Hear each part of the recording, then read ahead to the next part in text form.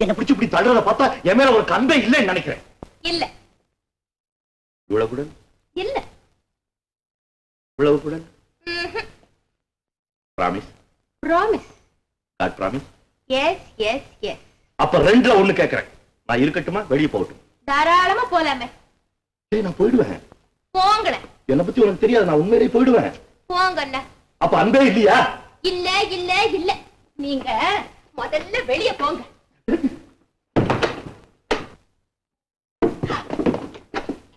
ராதா அடுத்த வீடு பாருங்க.